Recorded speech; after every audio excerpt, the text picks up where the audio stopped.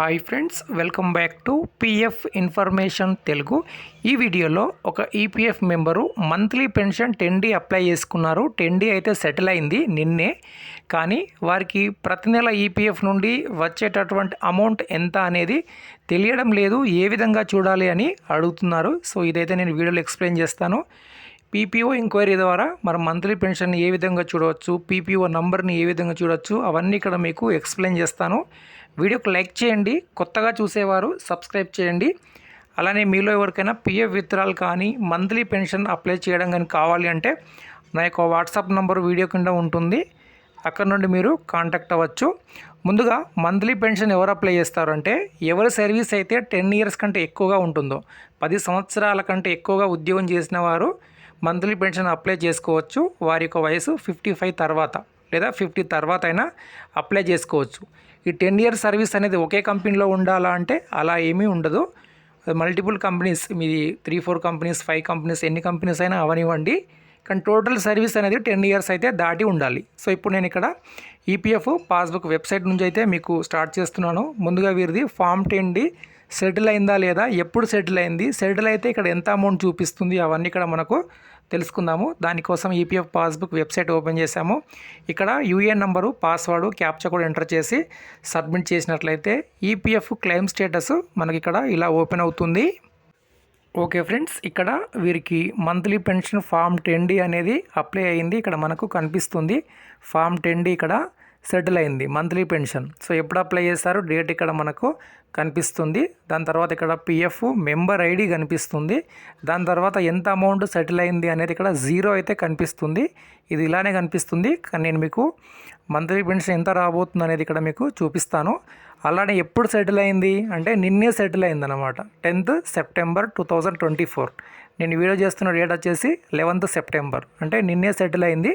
So ఇప్పుడు ఏ విధంగా మనకు వీరి యొక్క మంత్లీ పెన్షన్ ఎంత వస్తుంది, అలానే పీపీఓ నంబరు మనకు మెసేజ్ రూపంలో వస్తుంది. ఒక 5 working days 7 working days time అయితే పడుతుంది, కానీ అంతకంటే ముందే మనము తెలుసుకోవచ్చు అనమాట. సో ఇప్పుడు వీరికి ఎంత పెన్షన్ వస్తుంది అనేది ఎలా తెలుస్తుంది అంటే మనం ఇప్పుడు గూగుల్ ఓపెన్ చేయాలి.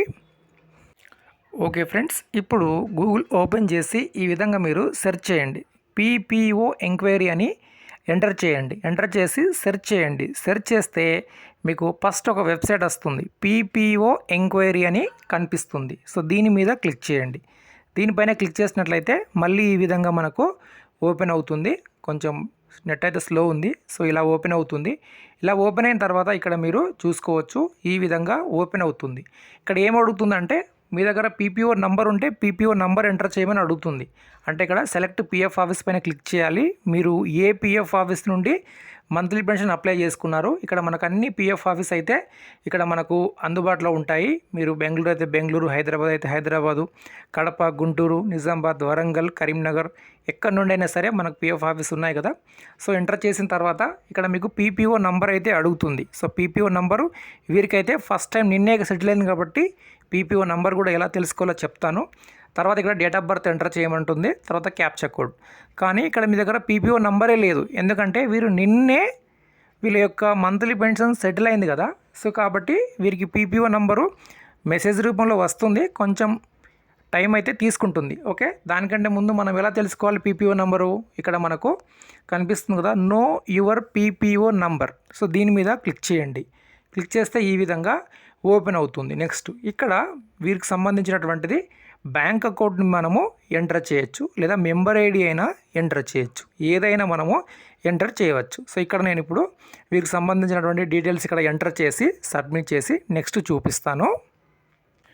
ఓకే ఫ్రెండ్స్, తర్వాత ఈ విధంగా ఓపెన్ అవుతుంది. ఇక్కడ మనకు పీపీఓ నంబర్ అనేది కనిపిస్తుంది. సో ఇక్కడ అంటే చూడండి, ఫస్ట్ కాలం చూడండి, ఇక్కడ పీపీఓ అని ఉంది కదా.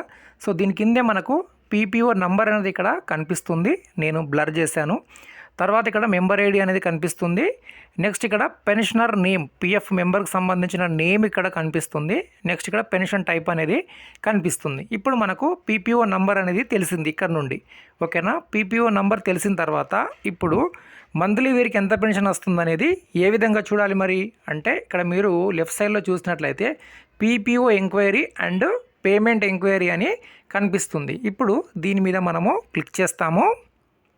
ఇప్పుడు మనకి ఈ విధంగా ఓపెన్ అవుతుంది. ఫస్ట్ చూపించాను కదా పేజ్, సేమ్ వెబ్సైట్ ఇక్కడ మనకు ఓపెన్ అవుతుంది. ఇక్కడ ఇదివరకు మనము పీపీఓ నెంబర్ తెలియదు కాబట్టి పీపీఓ నెంబర్ని మనం తెలుసుకున్నాం. తర్వాత ఇక్కడ సెలెక్ట్ ఆఫీస్ పైన క్లిక్ చేసి ఏ ఆఫీస్ నుండి మీరు పీఎఫ్ని అప్లై చేసుకున్నారో దానికి సంబంధించి ఇక్కడ మీరు సెలెక్ట్ చేసుకోండి. ఫస్ట్ మీరు ఎక్కడ నుండి అయితే అక్కడ నుండి, ఓకేనా. పీఎఫ్ ఆఫీస్ సెలెక్ట్ చేసుకున్న తర్వాత ఇక్కడ ఆటోమేటిక్గా ఆఫీస్ ఐడి అనేది వచ్చేస్తుంది. దాని తర్వాత ఇక్కడ మీరు పీపీఓ నంబర్ని ఇక్కడ మీరు ఎంటర్ చేయండి. ఎంటర్ చేసి నెక్స్ట్ ఇక్కడ డేట్ ఆఫ్ బర్త్ అయితే ఎంటర్ చేయాలి. So date of birth enter చేసిన తర్వాత క్యాప్చా కోడ్ ఎంటర్ చేసి సబ్మిట్ చేయాలి. ఓకే, ఇప్పుడు నేను వీరికి సంబంధించిన డీటెయిల్స్ ఎంటర్ చేసి సబ్మిట్ చేస్తాను.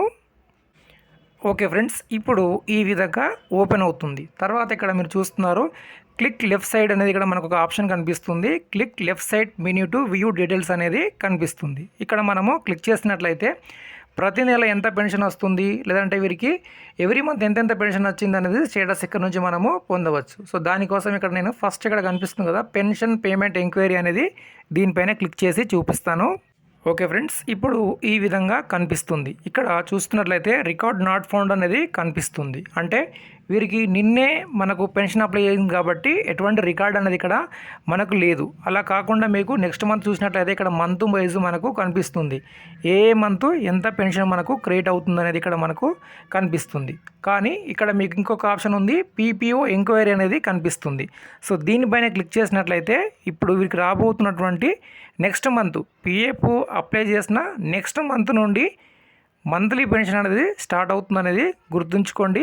పీఎఫ్ క్లెయిమ్ లాగా అప్లై చేసిన సెటిల్ అయిన తర్వాత 7 డేస్ తర్వాత 15 డేస్ తర్వాత రాదు, నెక్స్ట్ మంత్ తర్వాత వస్తుంది. అంటే ఫస్ట్ తర్వాత మీకు క్రియేట్ అవుతుంది. సో ఇప్పుడు నేను ఇక్కడ పీపీఓ ఎంక్వైరీ మీద క్లిక్ చేస్తాను.